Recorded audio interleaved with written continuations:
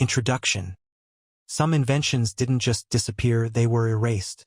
Too advanced, too strange, or too powerful. They vanished into the shadows, leaving only rumors and unanswered questions.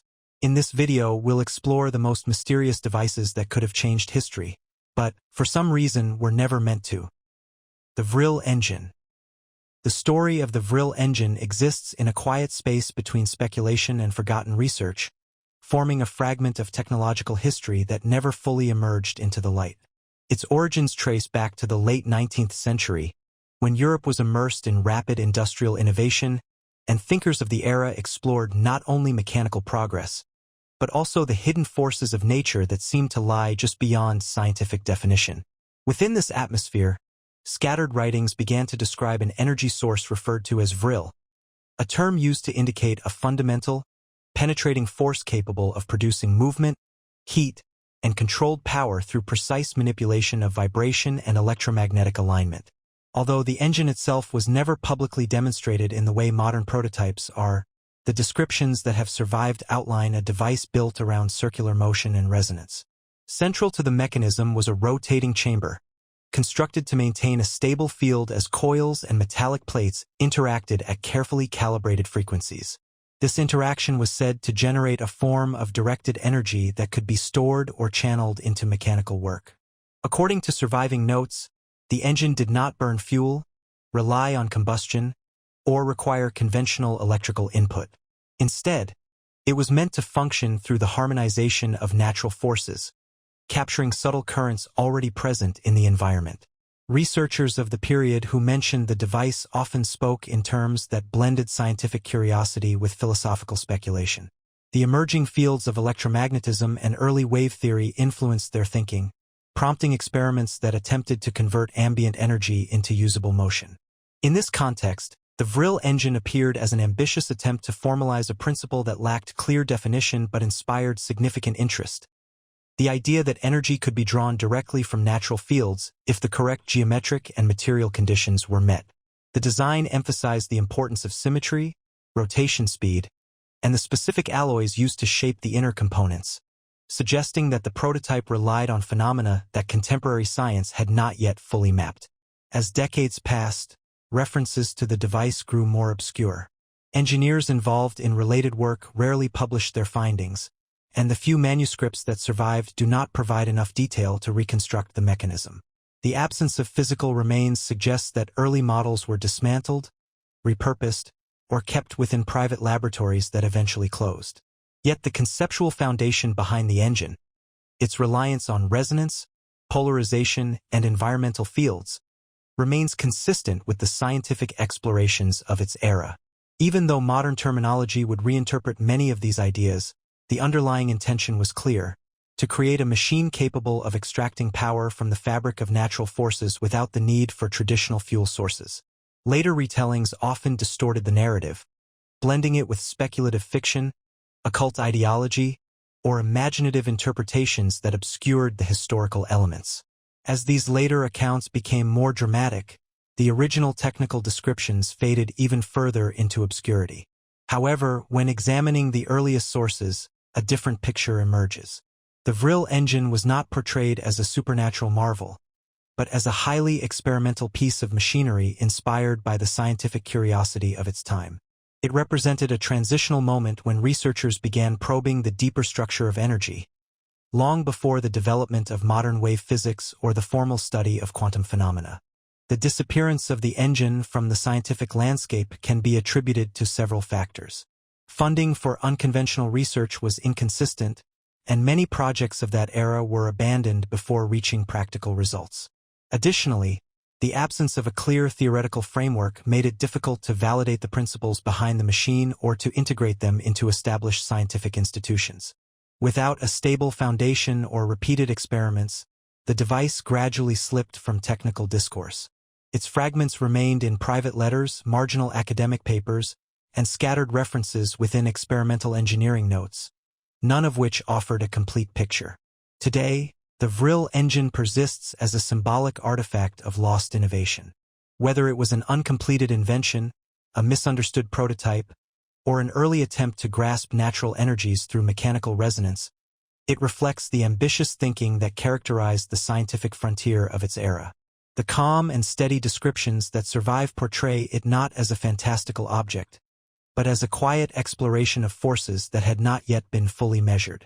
Through these traces, it stands as a reminder of the many paths of research that began with promise, advanced in near silence, and then dissolved into history without leaving a definitive mark. Tesla's wireless power tower. The development of Tesla's wireless power tower emerged from a period when the boundaries of electrical science were expanding at an unprecedented rate. Nikola Tesla, already known for his work with alternating current and high-voltage transmission, sought to create a system that would allow energy to flow freely through the atmosphere. His goal was not to improve existing infrastructure, but to construct an entirely new one in which the Earth itself became part of the circuit. The tower at Wardenclyffe, built on Long Island in the early 20th century, served as the centerpiece of this vision. Rising above the surrounding landscape, it represented a blend of architectural stability and experimental ambition unlike anything constructed before. The structure was designed with a wooden framework supporting a hemispherical metal terminal. Beneath the ground, Tesla installed a deep shaft lined with conductive materials, forming a subterranean counterpart to the tower above. This vertical arrangement allowed electrical energy to oscillate between the Earth and the atmosphere, creating a resonant condition that he believed could sustain long-distance wireless transmission. In Tesla's view, the planet itself behaved like a giant conductor with specific natural frequencies.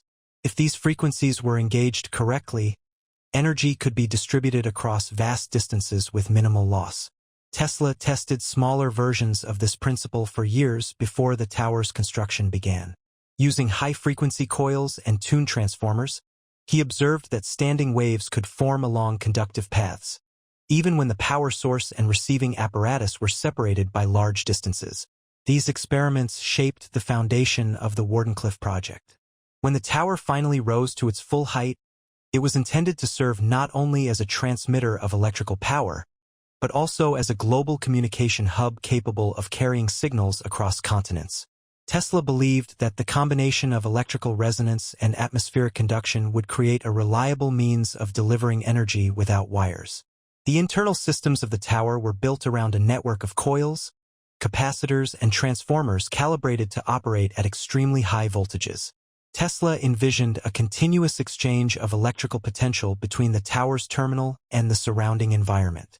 Metal plates were positioned to interact with the charged layers of the atmosphere, while the underground components engaged the conductive properties of the Earth's crust. The resulting interplay, according to Tesla's calculations, would establish a dynamic field through which energy could propagate freely. Observations from early tests showed promising oscillations, though the full-scale mechanism was never brought to complete operational status. Despite Tesla's confidence, the project faced significant practical challenges. The cost of constructing and maintaining such a large experimental system exceeded available resources, and the financial support initially provided by investors was dependent on the tower's commercial potential. When priorities shifted toward more conventional communication technologies, funding diminished. Without the necessary capital, progress slowed, and the tower remained incomplete. Tesla continued refining the theoretical components, but the project's momentum gradually diminished as financial pressures increased. The public perception of the tower evolved during this period. To some, it appeared as an engineering marvel ahead of its time, a structure that embodied the bold spirit of early electrical experimentation. To others, it was an ambitious but impractical undertaking, driven more by vision than by established scientific frameworks. Because many of the tower's internal schematics were kept private, the exact details of its operational principles remained known only to Tesla and a small group of collaborators. This secrecy contributed to the sense of mystery that later surrounded the project. When funding finally collapsed, construction ceased entirely. The tower, still structurally sound but functionally incomplete, stood unused for years. Tesla attempted to secure new financial backing, presenting the tower as a foundation for global energy distribution and rapid wireless communication. Yet industry and government interests at the time were focused on wired systems already proven to be reliable and profitable. The lack of institutional support reinforced the project's stagnation, and the Wardenclyffe facility eventually changed ownership. The tower's dismantling marked the quiet end of Tesla's most ambitious experiment. Its components were sold for scrap, and the site underwent transitions that removed nearly all traces of the original machinery. The underground structures remained for some time, but without the tower above, they no longer served any functional purpose. As decades passed, descriptions of the internal mechanisms grew vague, relying on second-hand accounts and partial documents that survived in archives and personal collections. Today, the wireless power tower stands as one of the most striking examples of unrealized innovation. Its concept aligns with principles of electrical resonance, atmospheric conduction, and worldwide energy distribution, ideas that were far ahead of the technological capabilities of the early 20th century. The meditative silence surrounding its remains reflects a broader narrative of scientific ambition that exceeded its era's resources. Although the tower never achieved its intended operation, it remains a symbol of a moment when the boundaries of electrical science seemed open, and when one inventor attempted to transform the Earth into a conductor for a new form of global energy.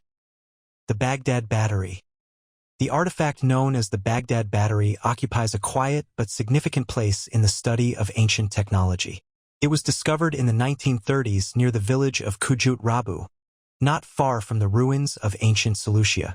The object itself appeared unremarkable at first glance.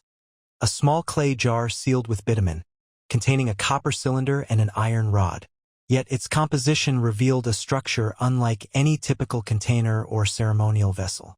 When examined closely, the arrangement suggested a form of galvanic cell, an object capable of producing an electrical current long before such principles were formally described. The clay jar served as the outer container, made from a coarse ceramic typical of the Parthian or early Sassanid periods. Inside, a rolled copper sheet formed a hollow cylinder, carefully fitted so that its edges met evenly. The iron rod at the center showed signs of intentional placement rather than casual insertion. Bitumen sealed the top, securing the components and preventing liquid from escaping if the jar were filled. This combination of materials mirrors the basic structure observed in early electrochemical cells developed in modern times, prompting researchers to reconsider the technological capabilities of the region. Analyses of corrosion patterns on the copper and iron components indicated that the jar may once have contained an acidic or electrolyte solution, such as vinegar or fermented fruit juice. Under such conditions, the metals would naturally generate a low-voltage electrical output. Although the resulting current would have been weak, it would still represent a deliberate use of electrochemical principles. Because no written instructions or accompanying tools were found, the intended function of the object remains unresolved. Nevertheless, the physical construction demonstrates a level of intention inconsistent with purely decorative or symbolic objects. Some specialists proposed that the battery may have been used for electroplating small objects with precious metals. This technique, known from much later periods, requires only a modest electrical current to deposit thin layers of gold or silver onto a base material. The craftsmanship of metalwork from the region shows remarkable precision, though no definitive evidence directly links the jar to such practices. The possibility, however, remains within the realm of practical function, given the container's structural suitability for producing controlled electrical reactions. Other interpretations focus on the broader context of ancient Mesopotamian experimentation. Civilizations of the region possessed extensive knowledge of metallurgy, chemistry, and artisanal production.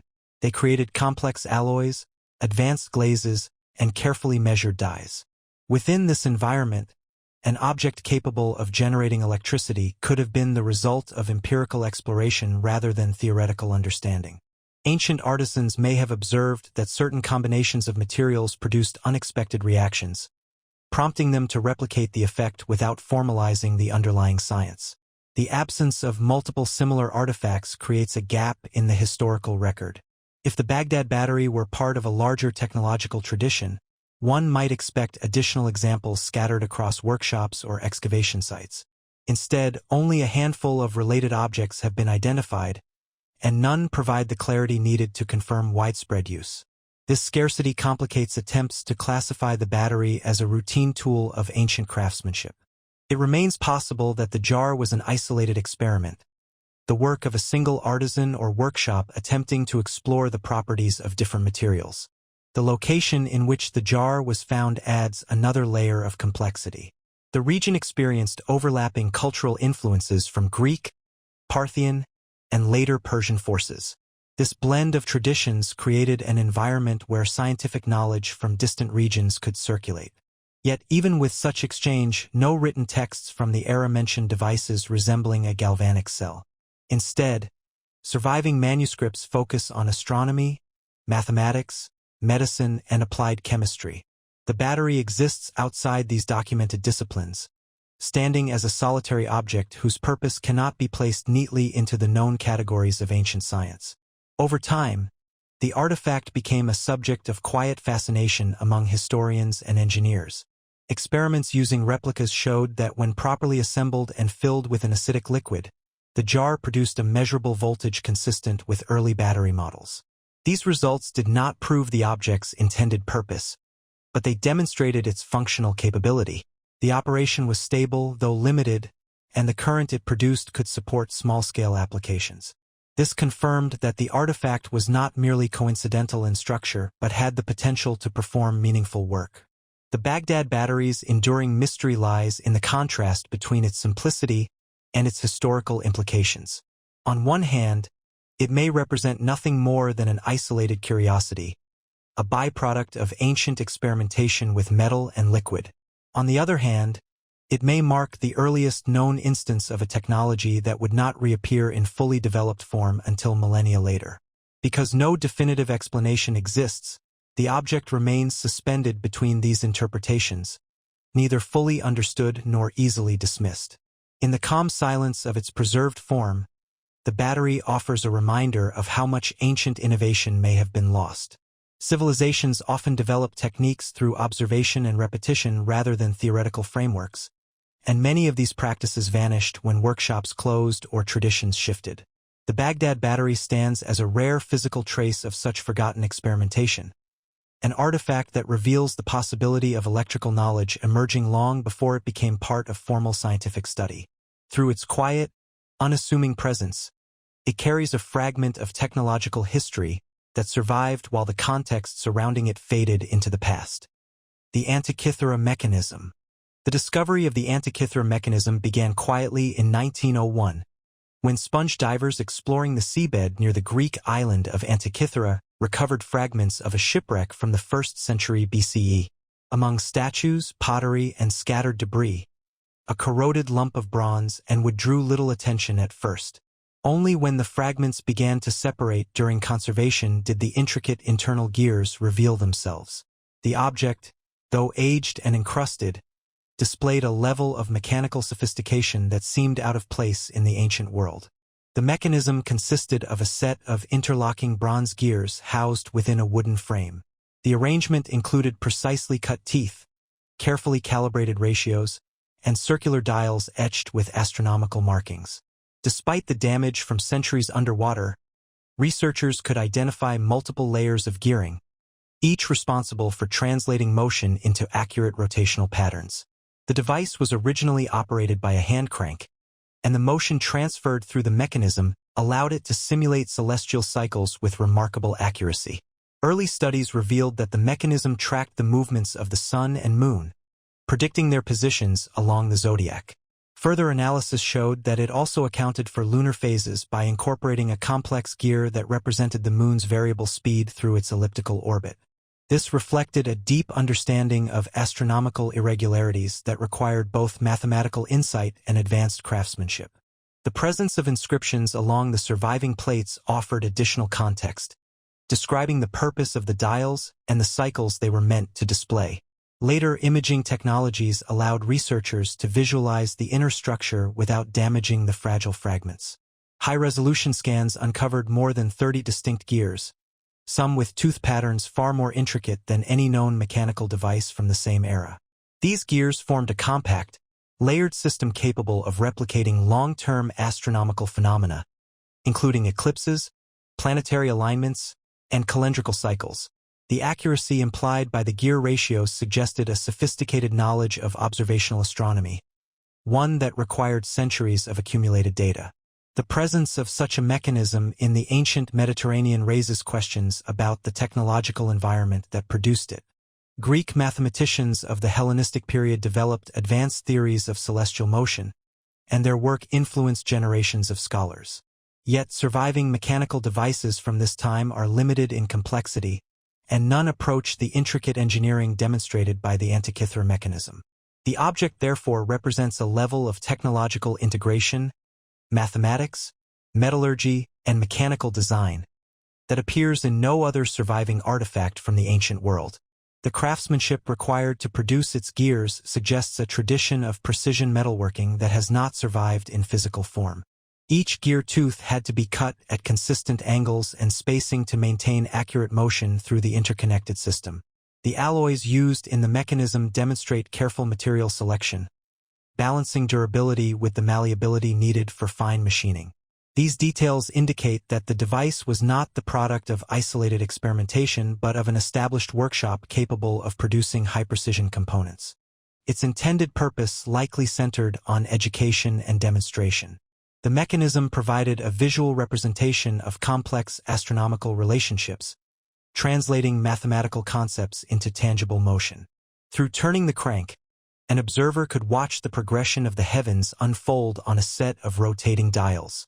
Such a device would have served as a valuable tool for understanding celestial cycles, offering a dynamic model at a time when most astronomical knowledge was preserved through mathematical tables and written descriptions. Despite its sophistication, the mechanism appears to have been rare. No other comparable devices have been found, and the writings of ancient scholars mention similar machines only in passing. References to mechanical models made by Archimedes and other mathematicians suggest that such instruments existed, but their physical traces have been lost. The Antikythera mechanism remains the only surviving example, its preservation owed solely to the circumstances of the shipwreck that carried it to the seafloor. Over the decades following its discovery, the mechanism became a focal point of research into ancient science. Each new imaging technique revealed further details, refining models of its operation. Gradually, a clearer picture emerged. The device functioned as a portable astronomical computer, designed to calculate and display long-term celestial events with impressive precision. It embodied principles that would not reappear in Western mechanical design until medieval clockwork, and in some aspects, it surpassed even those later developments in complexity. The significance of the Antikythera mechanism lies not in speculation, but in its quiet, enduring presence as a surviving artifact of extraordinary ingenuity. It demonstrates that ancient technological capability extended far beyond what the surviving historical record typically suggests. The mechanism provides a glimpse into a period when knowledge and craftsmanship converged to create a tool of exceptional precision, a reflection of a scientific culture that produced advanced mechanical solutions without leaving behind a broader lineage of similar devices. Today, the Antikythera mechanism stands as a solitary testament to this lost tradition. Its gears, inscriptions, and fragmented frame preserve the outline of a complex understanding of the cosmos, meticulously rendered through metal and motion. Though much about its origin and its makers remains unknown, the mechanism continues to embody the calm, deliberate pursuit of knowledge that characterized the intellectual landscape of the ancient world. Through its surviving components, it offers a rare connection to a moment of technological achievement that remains unmatched among artifacts of its time. The Philadelphia Experiment Device. The account of the Philadelphia Experiment Device occupies a boundary between military research and fragmented testimony, forming a narrative shaped not by documentation, but by the quiet persistence of technical rumors from the mid-20th century. According to surviving reports, the story begins during the early 1940s at a time when naval laboratories conducted intensive studies into electromagnetic fields, radar invisibility, and experimental methods of reducing a vessel's detectable signature. Within this environment, the device described in later accounts took shape as a system intended to manipulate the electromagnetic profile of a ship through controlled field generation. The descriptions that emerged point to a configuration built around high-capacity generators, powerful coils, and a series of synchronized field emitters placed around the structure of a naval vessel. These components were arranged to produce a unified electromagnetic envelope capable of disrupting conventional detection methods. While the official research of that era focused on degaussing and magnetic protection, the device referenced in later recollections involved far more intense field interactions, suggesting an attempt to create a shifting boundary around the ship by driving strong electrical currents through dedicated coils. The mechanism reportedly relied on a combination of alternating currents and pulsed fields. Generators were said to produce high-frequency oscillations, which then circulated through the coil assemblies positioned along key structural points. The resulting field enveloped the vessel, altering its interaction with external electromagnetic waves. Witness accounts describe dense luminous effects surrounding the hull during operation, though the nature of these visual phenomena remains uncertain due to the lack of direct visual records. Such effects, if they occurred, may have been the result of ionization in the surrounding air or byproducts of electrical discharge under high load. Although these descriptions appear dramatic, the underlying concept aligns with genuine scientific exploration of the period. Research into radar and magnetic fields produced a variety of experimental devices aimed at reducing a ship's visibility to detection systems. The Philadelphia experiment device, as later described, may reflect an extension of this research into more extreme theoretical territory. Its design suggests an ambition to manipulate light, magnetism, and electromagnetic reflection through a unified field approach, a method that exceeded the technical certainty of the era but echoed the exploratory instincts of wartime engineering. Operational accounts describe the device being activated in controlled tests, during which equipment was pushed beyond typical power thresholds. The intense electrical load would have required careful regulation, as fluctuations in field strength could affect both the stability of the machinery and the structural environment around the ship. If such tests occurred, they would have taken place under strict supervision, with technical personnel monitoring both the electrical systems and the behavior of the surrounding field. The reports mention distortions in equipment performance, irregular readings, and unexpected reactions from nearby instruments, though these details remain anecdotal.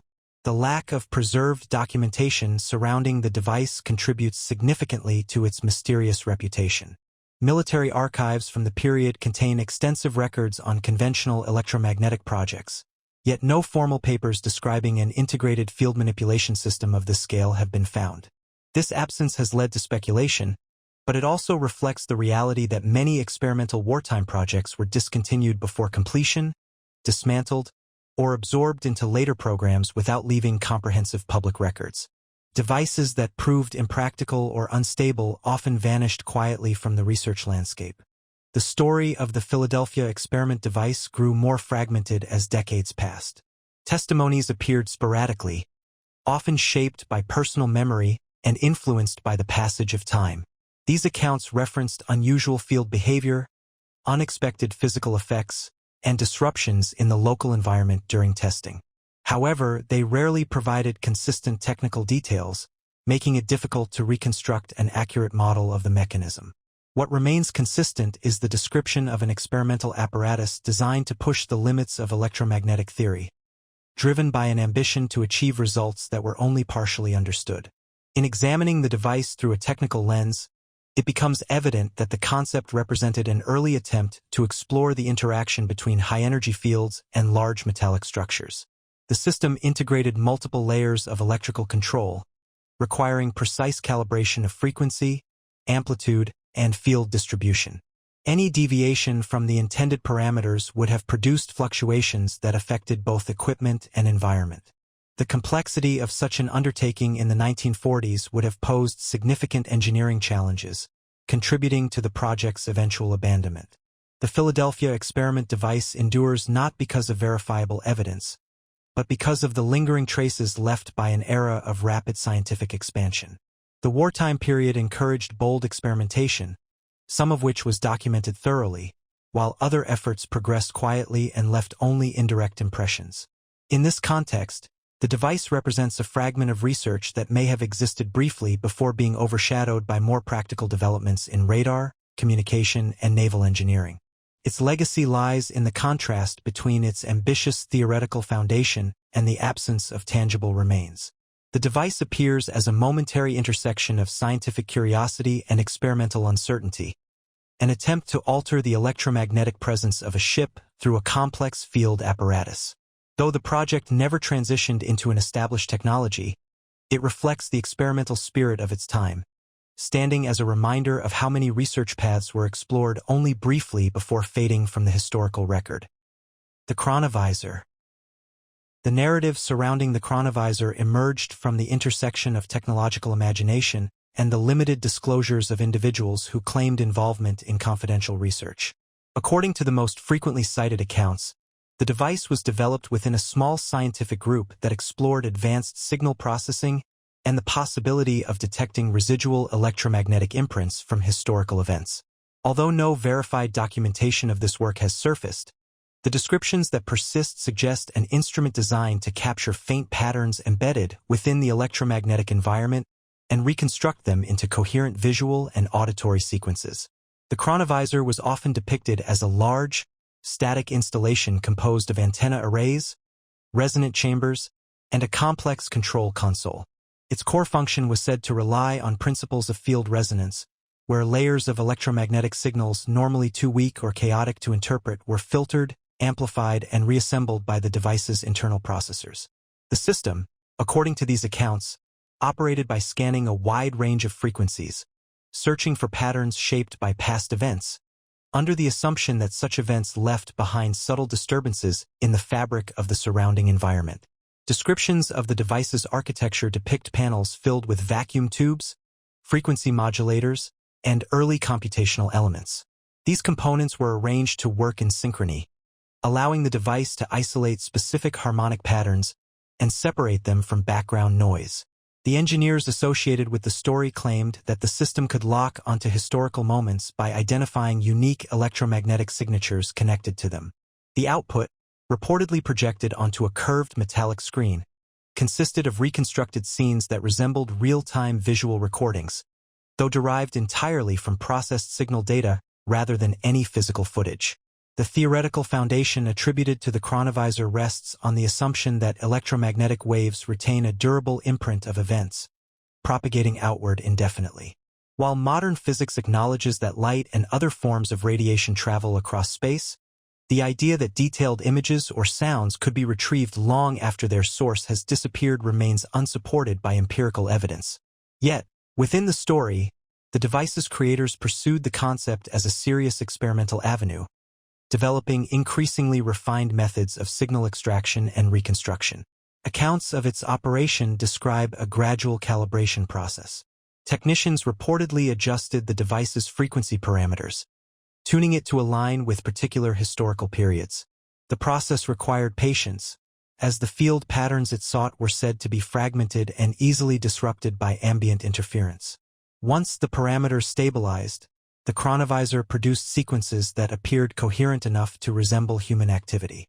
These sequences were interpreted as windows into events long past, though their clarity varied depending on the strength of the detected signals and the precision of the calibration. The lack of physical evidence for the device has always been an important aspect of its legacy. Those connected to the story stated that the Chronovisor was eventually dismantled or sealed away due to concerns about its potential impact. The reasons given centered on the belief that direct access to reconstructed past events could influence cultural, political, or scientific understanding in unpredictable ways. As a result, the device was reportedly classified, with its components either archived in restricted facilities or disassembled to prevent unauthorized use. Technical descriptions emphasized the limitations the device faced. Signal distortion was a persistent challenge, as the reconstructed images depended on highly speculative principles. The engineers described fluctuations in clarity, interruptions in synchronization, and the appearance of artifacts created by incomplete data reconstruction. These issues highlight the experimental nature of the project and the difficulty of deriving stable output from theoretical electromagnetic remnants. The Chronovisor, in this context, appears less as a completed invention and more as a prototype suspended between theory and speculation. Despite these limitations, the story conveys a sense of methodical research rather than sensational ambition. The device was portrayed as the product of careful engineering, gradual refinement, and cautious testing. Its creators allegedly maintained extensive internal logs, documenting patterns, anomalies, and calibration methods. None of these documents have entered the public domain, contributing to the device's enigmatic status. The absence of verifiable records reinforces the impression of a project conducted in isolation, shielded from external review and ultimately withdrawn from active development. The Chronovisor's enduring presence in historical speculation stems from the balance it strikes between plausibility and impossibility. Its technological framework, based on antennas, resonance chambers, and early signal processors, reflects the tools available during the mid-20th century. At the same time, the capabilities attributed to it far exceed the limits of known physics. This duality allows the device to occupy a unique place in discussions of forbidden inventions, neither entirely fictional nor grounded in verifiable engineering, but positioned at a conceptual threshold explored by a small group of researchers whose work never reached public scrutiny. In retrospect, the Chronovisor stands as an example of how unverified scientific exploration can shape cultural memory. It embodies the tension between theoretical possibility and empirical constraint, illustrating how a fragment of an idea can transform into a larger narrative when documentation is scarce and testimony incomplete. Whether the device was a misunderstood experiment, an abandoned prototype, or a symbolic representation of technological aspiration, the story of the Chronovisor remains a quiet echo of an era when new forms of observation and communication were rapidly evolving, leaving room for both innovation and speculation to coexist. The Starlite Material. The account of the Starlite Material centers on a heat-resistant compound reportedly developed in the late 20th century by an independent researcher working far from large industrial laboratories. The descriptions that emerged over the years depict a lightweight, pale substance with unusual thermal properties, capable of withstanding temperatures that far exceeded the limits of conventional protective materials. The claims surrounding it, though publicized through demonstrations and technical conversations, never translated into widely documented production or standardized testing, contributing to the compound's enduring mystery. Reports describe Starlite as a polymer-based formulation with organic and inorganic additives arranged in a configuration that produced exceptional thermal stability. According to those who witnessed demonstrations, the material could resist direct exposure to high-energy heat sources, including open flames and intense radiative heat, without undergoing significant structural degradation. In many accounts, objects coated with Starlite remained cool to the touch even after prolonged exposure, suggesting that the material operated as both an insulator and a dissipative layer that prevented heat penetration. The structure of the compound, as described by those familiar with the project, involved multiple layers integrated into a single matrix. These layers were said to expand, carbonize, or undergo controlled surface reactions when exposed to heat, creating a self-reinforcing barrier. This behavior resembled known intumescent materials, yet the degree of resistance attributed to Starlite exceeded the performance of typical industrial coatings by a considerable margin.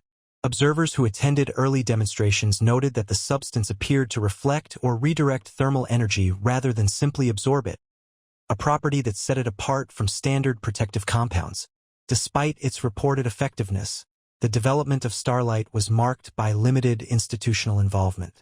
The creator conducted experiments independently, relying on repeated small-scale tests to refine the material's composition. This approach resulted in a substance that demonstrated impressive properties but lacked the formal analytical documentation required for scientific validation. Attempts to introduce the material to larger organizations were complicated by concerns about intellectual property, control, and long-term manufacturing rights. As a result, the formula remained undisclosed, preventing replication and comprehensive study. Public demonstrations in controlled environments provided glimpses into the material's capabilities. During these tests, heat sources such as torches and high-intensity lamps were directed at samples coated with Starlite.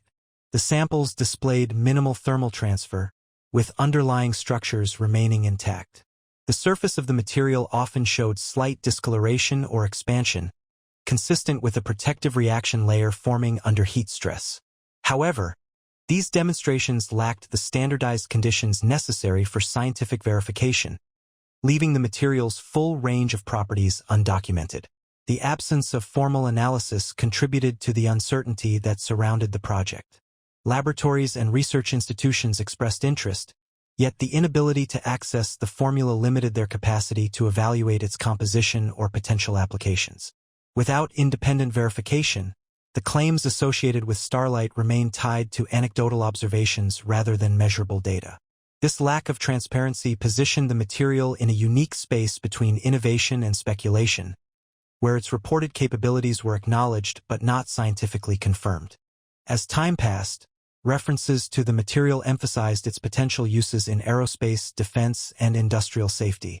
These applications were based on the idea that Starlite could protect structures, equipment, and personnel from extreme heat exposure. However, without a reproducible formula, such applications remained theoretical.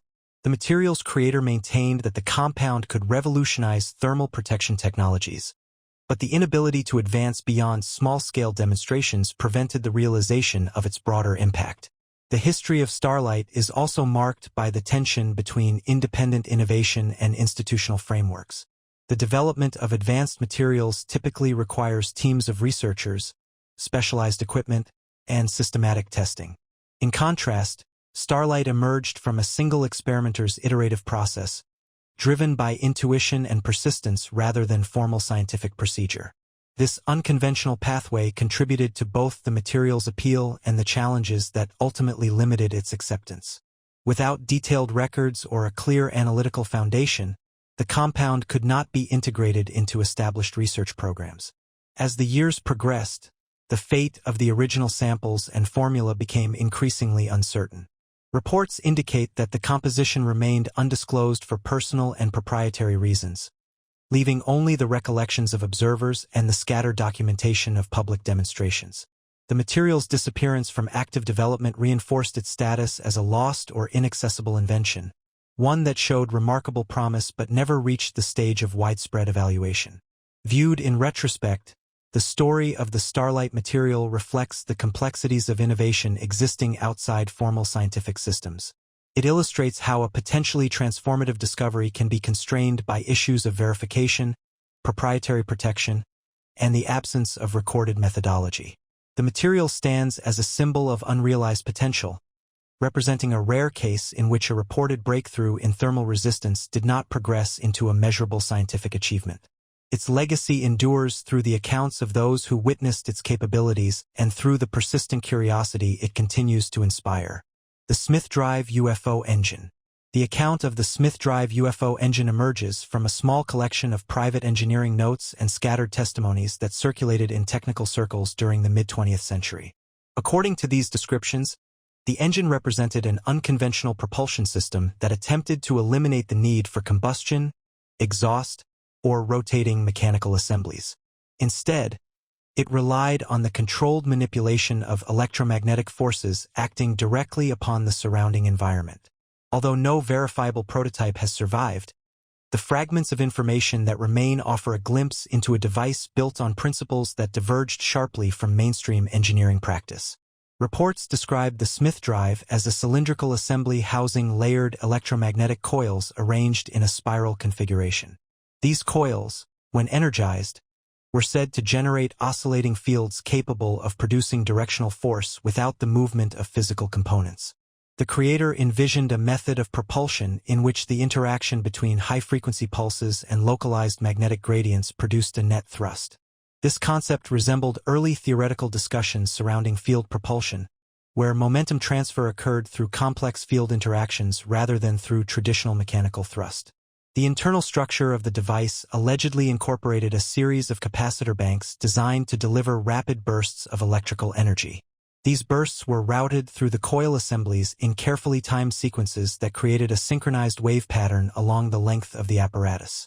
Observers familiar with the project described a low, harmonic vibration during operation, accompanied by faint fluctuations in air density near the device.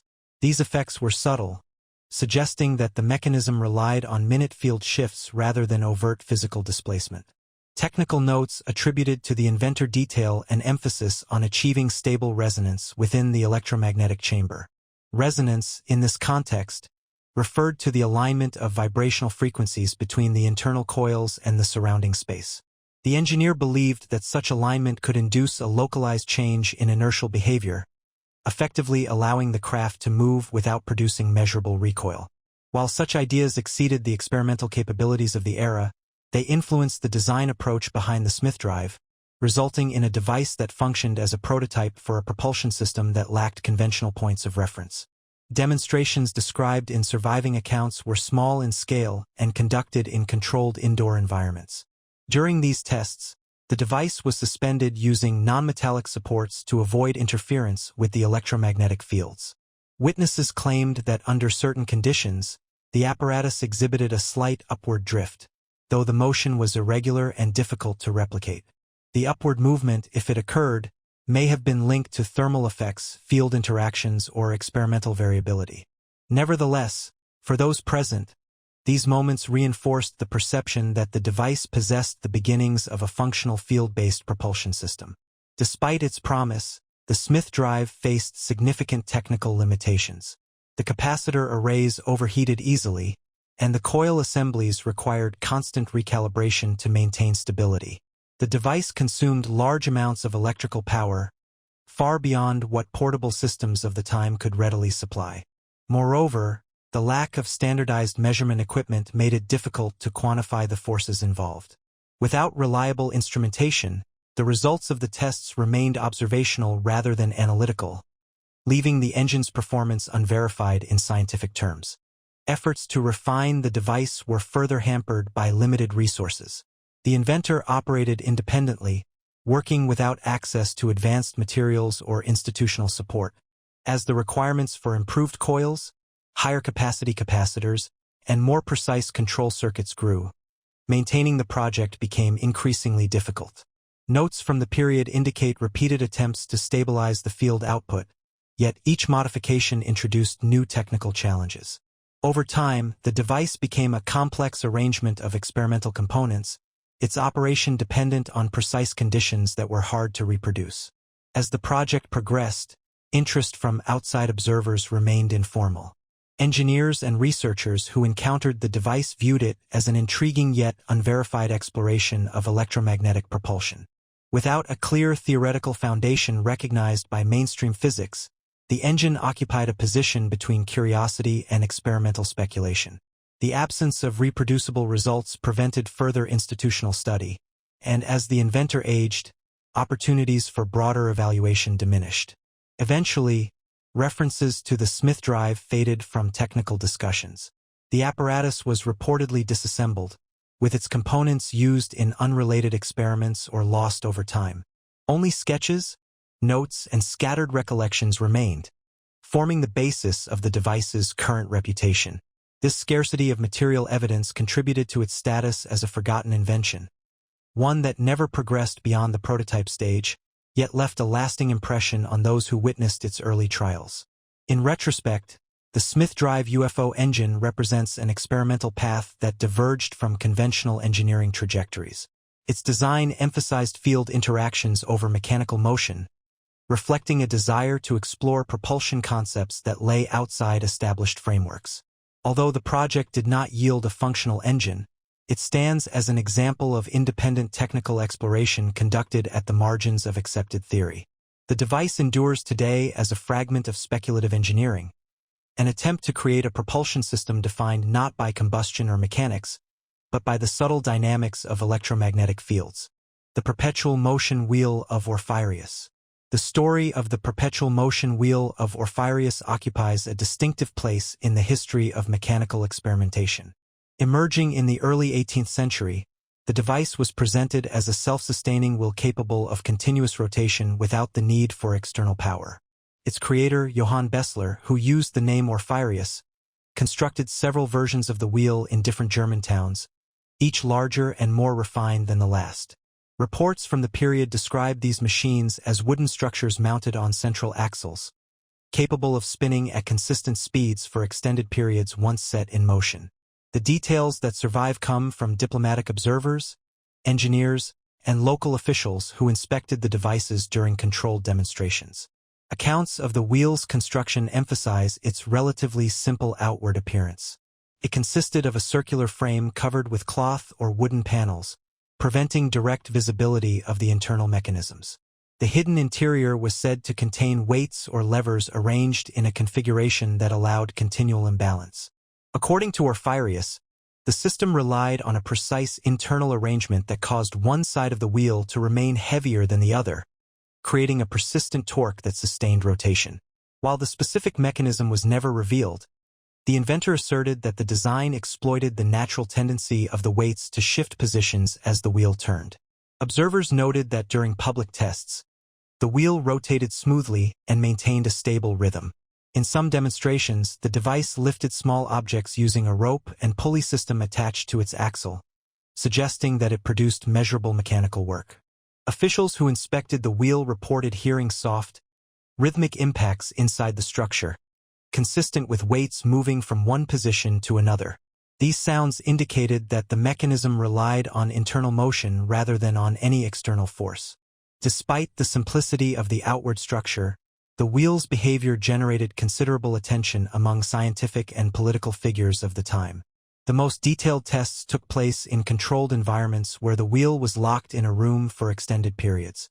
In one well-known trial, the device was sealed behind closed doors for more than a month, with independent witnesses ensuring no one could interfere with it. When the room was opened, the wheel was still rotating, reinforcing the perception that it operated independently of external energy sources.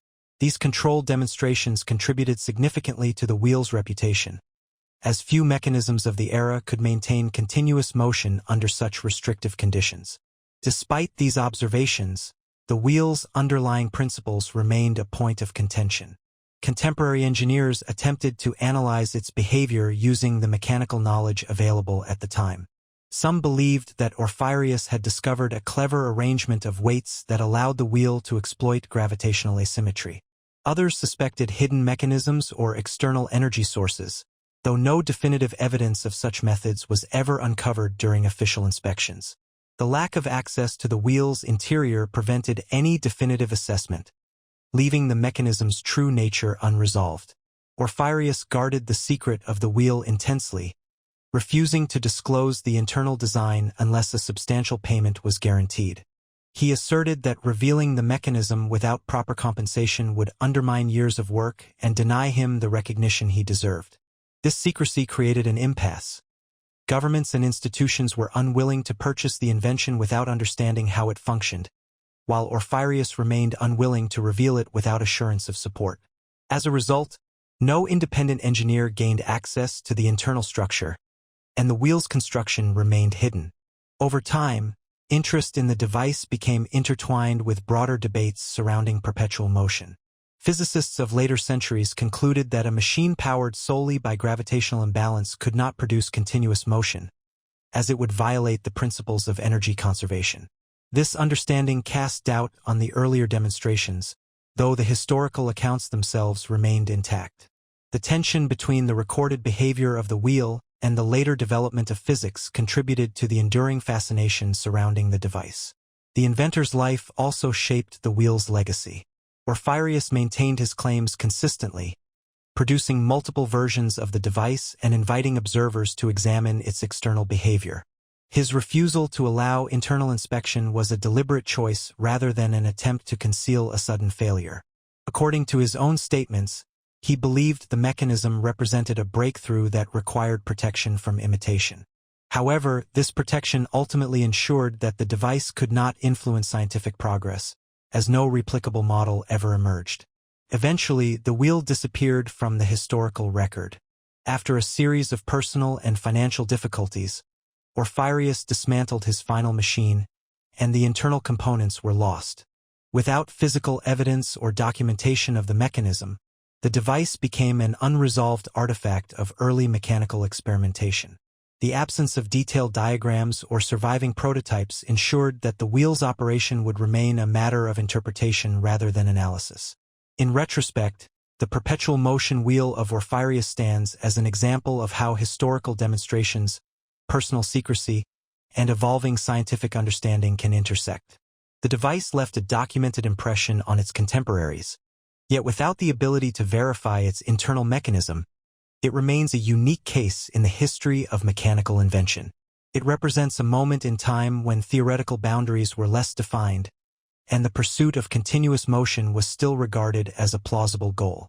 The wheel's legacy lies not in a proven mechanism, but in the persistence of its demonstrations and the unanswered questions they left behind. Nazi Die Glocke. The account of Nazi Die Glocke occupies a space shaped by wartime secrecy, fragmentary testimony, the limited records that emerged after the collapse of the Third Reich. In surviving descriptions, the device was portrayed as a large, bell-shaped apparatus constructed from heavy metal alloys and housed within underground research facilities. Its development was reportedly overseen by specialized engineering teams who worked under tight security conditions, often in isolated laboratories where experimental technologies in physics and propulsion were tested. The information available today comes primarily from post-war interviews and secondary sources, creating a narrative marked by technical detail but lacking in direct documentation. Descriptions of the apparatus suggest an internal chamber equipped with rotating cylinders or drums filled with a metallic or ceramic compound referred to as Zerum 525. The substance was said to possess unusual density and radiation-related properties, though no verified samples or chemical analyses have been recovered.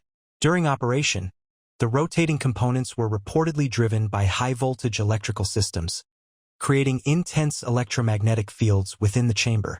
Witnesses who later described the device mentioned that the apparatus emitted a faint bluish glow during activation, possibly indicative of electrical discharge or ionization occurring within the surrounding air. Technical accounts highlight the enormous power requirements of the device. Heavy cables, reinforced insulation, and specialized transformers were said to feed energy into the chamber. This infrastructure suggests that the experiment involved high-strength electromagnetic interactions, which would have been consistent with the era's attempts to harness advanced field effects for potential applications in propulsion, materials research, or radiation studies. The laboratory environments in which Die Glocke was reportedly tested were reinforced with thick concrete walls, implying the need to contain hazardous energy emissions or protect the surrounding area from electrical disturbances. Sporadic testimonies describe the activation process as a carefully monitored sequence in which voltage levels were gradually increased until the internal mechanisms reached full rotational speed. During operation, personnel were instructed to maintain distance from the device due to reported adverse effects experienced by early test crews. These effects included disorientation, nausea, and disruptions in sensory perception, suggesting strong electromagnetic fields or radiation output. Although these accounts cannot be independently verified, they form a consistent pattern across the limited sources that reference the project. The experimental goals attributed to Die Glocke vary depending on the perspective of the individuals who discussed it after the war. Some accounts emphasize research into field propulsion, where electromagnetic interactions could theoretically reduce gravitational influence or inertial mass. Others describe attempts to study high-energy physics effects inside a closed chamber, using rotating materials and electrical input to observe structural changes. These differing interpretations reflect the lack of surviving technical plans and the secrecy that surrounded wartime research programs. Nonetheless, they share a common foundation. The device represented an effort to explore physical principles beyond conventional engineering. Reports also indicate that the testing period was marked by instability. The high electrical load placed strain on the machinery, leading to overheating, field fluctuations, and unusual vibrations. Protective equipment was limited, and several accounts describe accidents or health-related incidents among personnel. These challenges highlight the experimental nature of the project and the difficulty of managing strong electromagnetic fields with the technology available at the time. The lack of refinement and the intense operational conditions likely contributed to the project's eventual cessation. At the conclusion of the war, the facilities associated with Die Glocke were reportedly evacuated or destroyed as part of broader efforts to conceal sensitive research. Equipment was dismantled, documents were removed, and personnel involved in the project either disappeared or avoided disclosure. Subsequent investigations by Allied forces uncovered remnants of laboratories and infrastructure but did not yield the device itself or detailed records of its components. This absence of physical evidence allowed the story to persist through testimonial fragments rather than through established documentation. Post-war discussions portrayed Die Glocke as one of the more enigmatic experimental technologies of the period.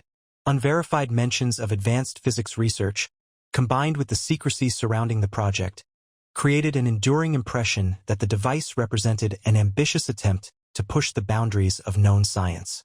While later analyses placed the reported capabilities outside the realm of established physical laws, the technical descriptions available remain consistent with a high-energy experimental apparatus operating within a constrained and tightly controlled environment. In retrospect, the account of Nazi Die Glocke illustrates the complex intersection between wartime research, limited documentation, private testimony. The device stands as a symbol of incomplete technological exploration, an experiment driven by theoretical ambition, constrained by the challenges of its era, and ultimately lost amid the disintegration of wartime infrastructure. Without surviving prototypes or detailed records, its true function remains unresolved, preserved only through the accounts of those who claimed to witness its operation and the technical fragments that surfaced in the years that followed. The Rife Machine. The story of the Rife Machine unfolds at the intersection of visionary ambition and scientific uncertainty, wrapped in the calm, drifting rhythm of early 20th century experimental research. Its creator, Royal Raymond Rife, was a meticulous inventor whose laboratory looked more like a watchmaker's bench than a medical workshop. Every screw, lens, and wire in his devices was placed with near-ritual precision. In this quiet environment, he pursued an idea that felt both bold and strangely logical. If every physical structure vibrates at a specific frequency, then living organisms, down to viruses and bacteria, must also possess their own vibrational signatures. And perhaps, by tuning into those frequencies, one could disrupt them. Rife's early microscopes were already feats of engineering. They used prisms and quartz elements to bend light in ways that allowed him to see microorganisms many believed impossible to observe optically. When he claimed to watch pathogens shift color under different light wavelengths, it offered a sense that he viewed the microscopic world through a spectrum invisible to others. From this foundation came his next invention, a frequency generator designed to emit targeted electrical oscillations. These oscillations, he believed, could weaken or neutralize harmful microbes without damaging surrounding tissue. It was an idea that merged precision craftsmanship with an almost meditative belief in resonance and harmony. According to Rife's notes, early tests seemed promising. He described microorganisms trembling, fracturing, or dissolving when exposed to what he called their mortal oscillatory rates. The language was clinical yet strangely poetic, as though he were documenting the fragile balance of sound and structure. For a brief moment, his laboratory attracted doctors, engineers, and curious observers. They watched as metal coils hummed softly and glass tubes glowed with gentle electrical light, all contributing to a quiet expectation that something transformative might be emerging. But the Rife Machine didn't travel easily beyond the walls of his workspace.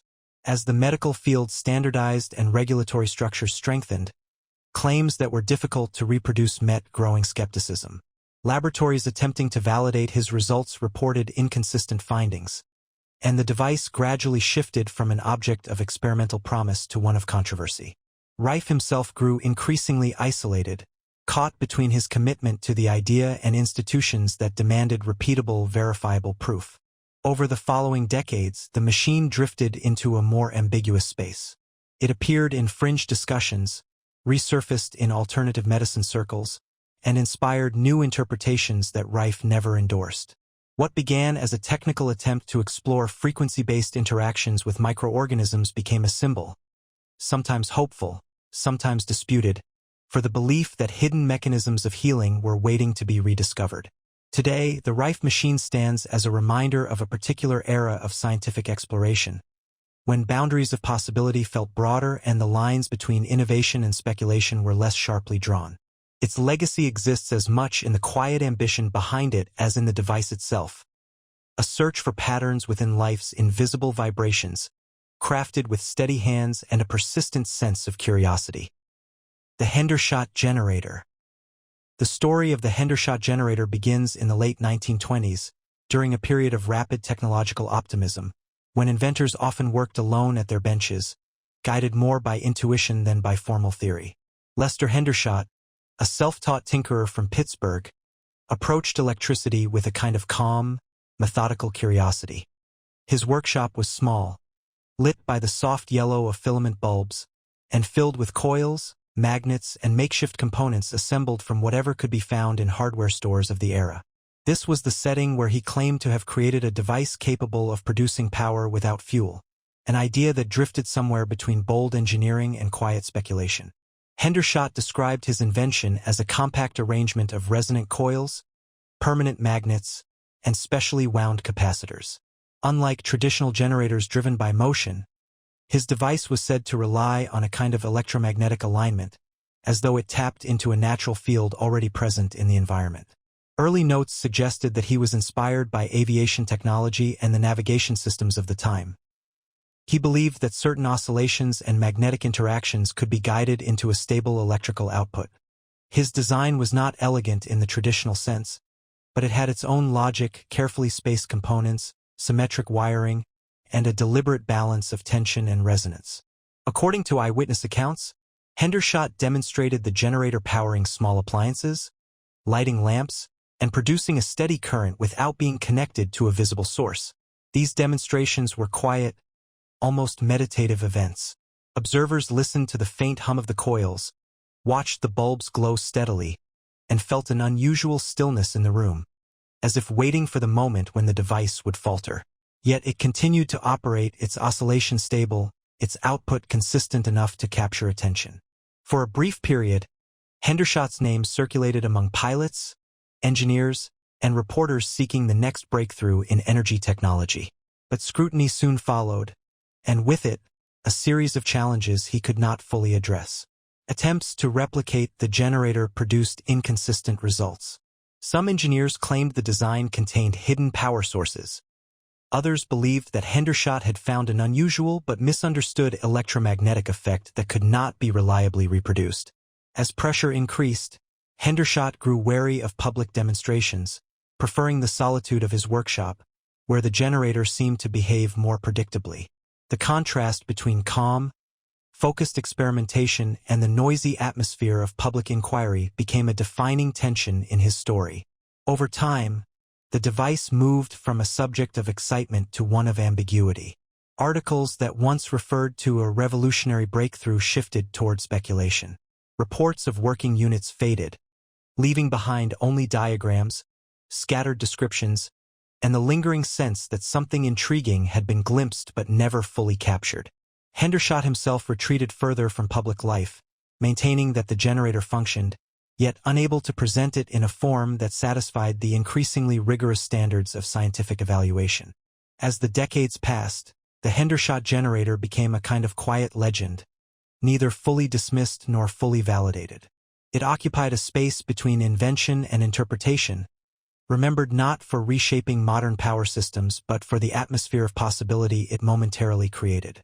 Today, its legacy is carried by those who continue to study unconventional energy concepts, tracing the careful coil patterns and resonant loops in old schematics, wondering whether Hendershot uncovered a fleeting effect or simply crafted an elegant illusion of one. In the end, the generator symbolizes a particular moment in experimental history, a time when a single inventor, working with patience and precision, could pursue an idea that hovered just outside the understood boundaries of physics. Its quiet hum, whether real or imagined, still echoes through discussions of forgotten technologies. An enduring reminder of how curiosity can lead to inventions that exist as much in the realm of mystery as in the realm of engineering. The cold fusion cell of Pons and Fleischmann. The story of the Pons and Fleischmann cold fusion cell begins in a small laboratory at the University of Utah in the late 1980s, during a period when the search for new, clean energy sources was gaining momentum. Martin Fleischmann and Stanley Pons were electrochemists known for their careful, methodical approach to research. Their work often unfolded slowly, with long hours spent monitoring subtle reactions, noting small deviations, and refining experimental setups piece by piece.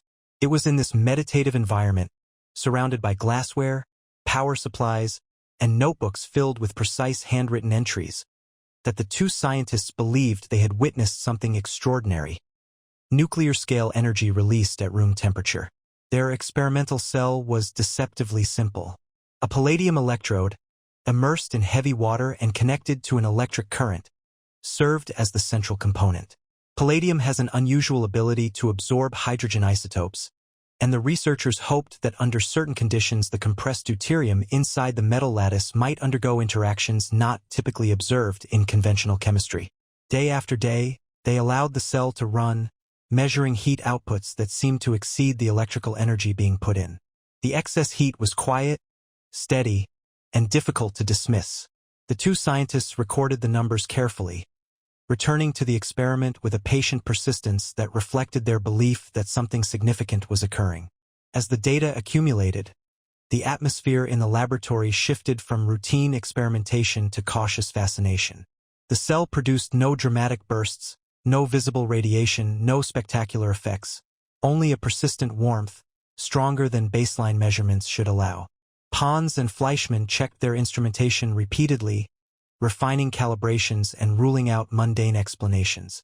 In their notes, the tone remained calm and analytical, yet between the lines there was a growing sense that they might be standing near the edge of a discovery that challenged established physics.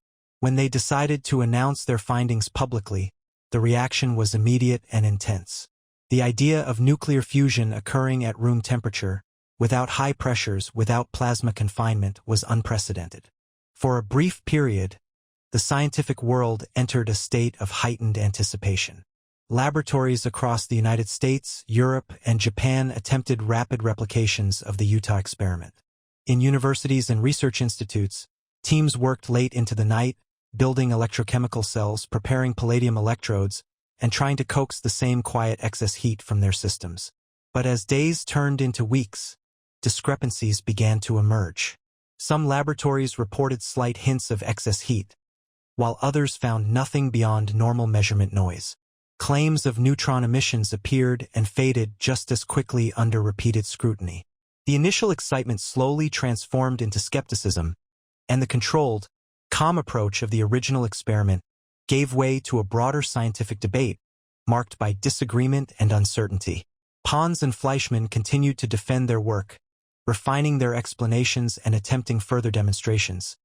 Yet the conditions needed for reliable replication remained elusive. The story did not end with a definitive conclusion.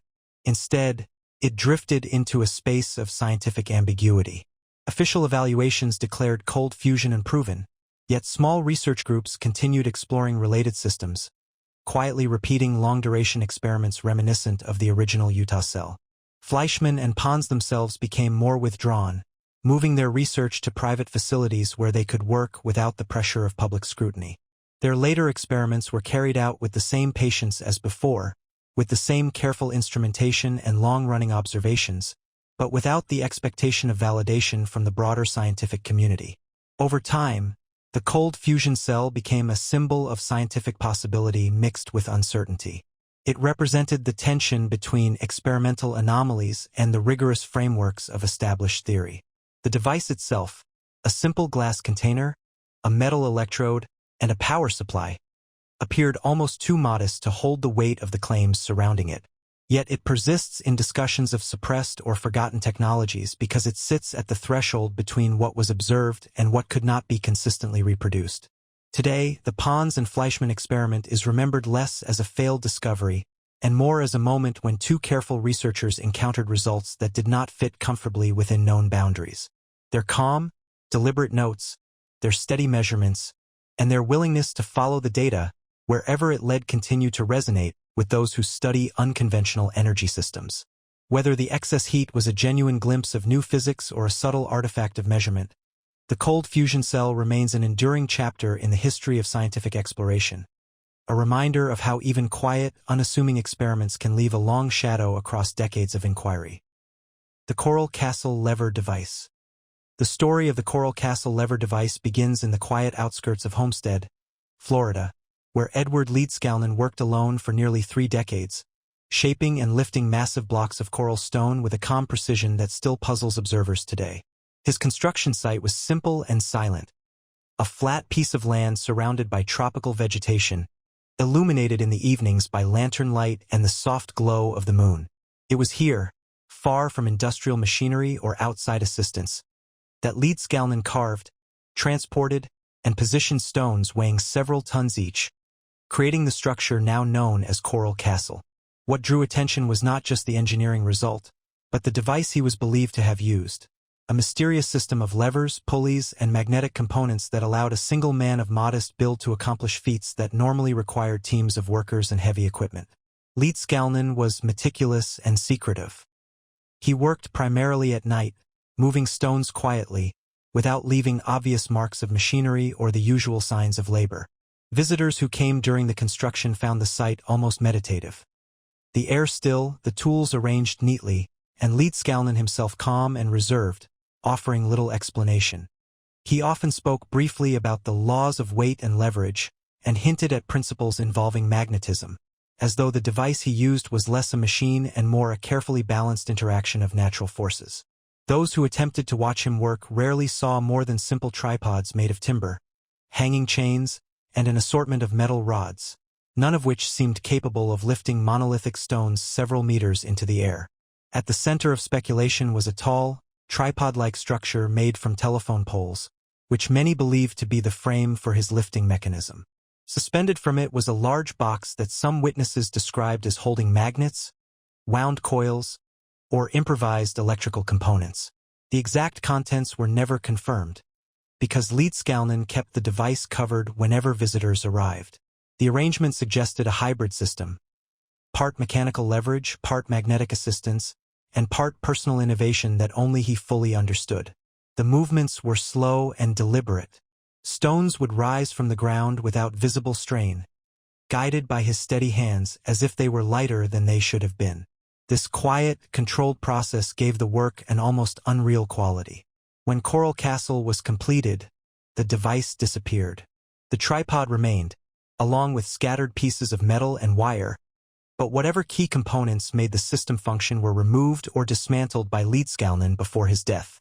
Attempts to reverse engineer the mechanism relied on photographs, visitor recollections, and the physical evidence left behind. Engineers who examined the site found no hidden tracks, no secret machinery embedded in the coral ground, and no conventional explanation for the precision and speed with which some stones appeared to have been set. The lack of direct evidence created a space where speculation grew, yet the overall atmosphere of the site remained calm and contemplative, reflecting the nature of the man who built it. In the decades that followed, Coral Castle became a place of curiosity. Tour guides spoke of lost knowledge, of advanced leverage techniques, and of magnetism used in ways not documented elsewhere. Researchers studied the cuts in the stone, the balance of the rotating gate, and the alignment of certain pieces, searching for clues about the device's operation. Each stone still rests exactly where Leedskalnin placed it, silent and immovable, a physical reminder of the methodical care and quiet confidence with which he worked. The lever device remains only in fragments, part memory, part observation, and part theory. Yet the overall impression is consistent. Leedskalnin managed to harness a principle of movement that few others have been able to replicate with the same efficiency. Today, the Coral Castle lever device stands as a symbol of understated ingenuity. It represents a moment when a single individual, working patiently and without fanfare, achieved results that challenge conventional expectations of what one person can accomplish.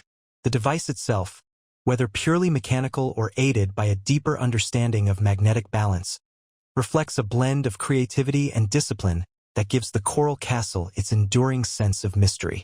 Through the stillness of its stone walls, one can almost imagine the quiet rhythm of Leedskalnin's work and the unseen mechanism that helped bring those massive blocks into place.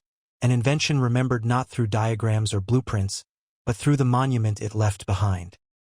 The Soviet Plasma Shield. The account of the Soviet plasma shield belongs to the late stages of the Cold War, a period marked not only by political tension but also by a quiet technological race occurring far from public view.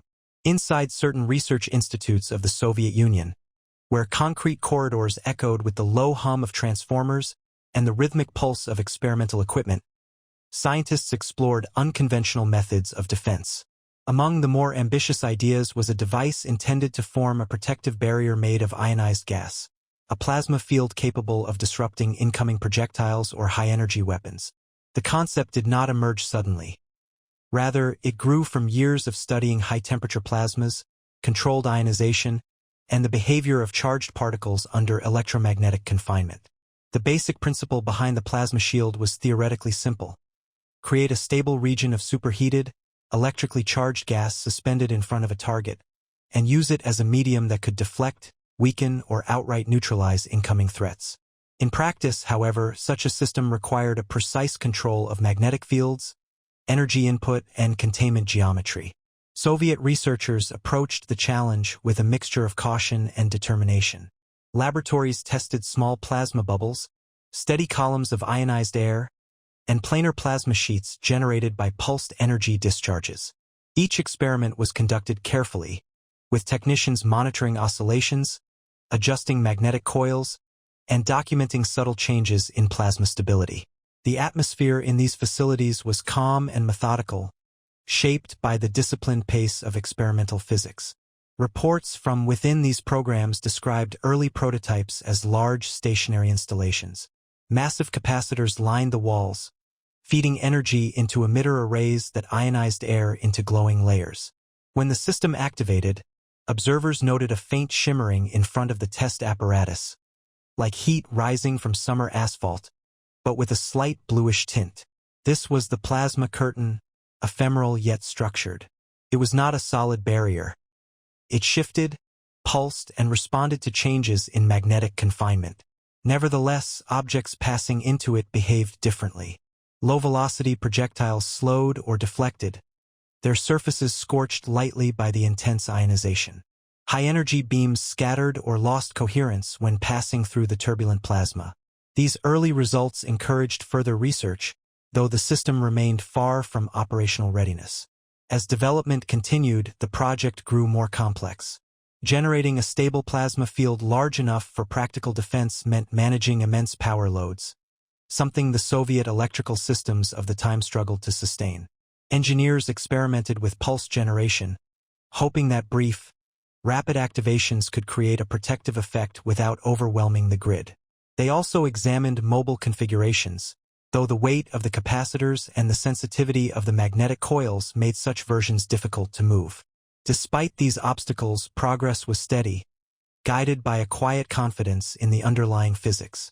Each refinement brought the plasma closer to a controllable state, forming smoother layers, longer lifespans, and more predictable interactions with test materials. However, the limitations of the era became increasingly clear. The plasma shield consumed large amounts of energy, required precise tuning, and demanded conditions that were difficult to maintain outside of controlled laboratory environments.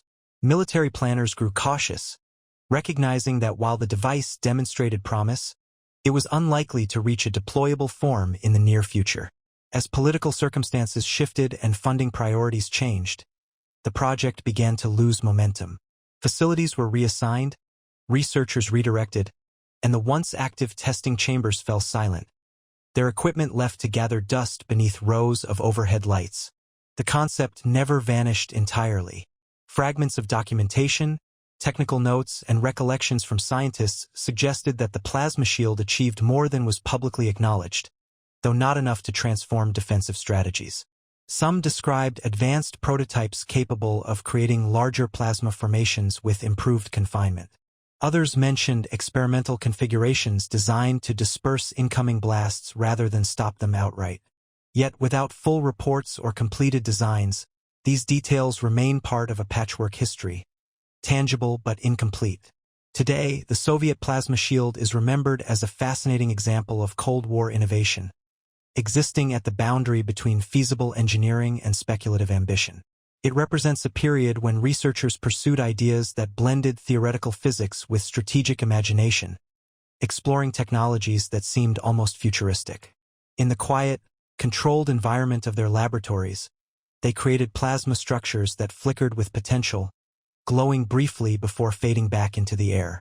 Although the project never matured into an operational system, its legacy endures as a reminder of how scientific curiosity and geopolitical pressure often intersect, leaving behind inventions that linger in memory even after their physical traces have all but disappeared. Ending. If you enjoyed this journey through forgotten and forbidden inventions, make sure to leave a like, subscribe to the channel, and write a comment. Your support helps this project grow. And if you think someone else would find these stories fascinating, share this video with your friends. Thank you for watching.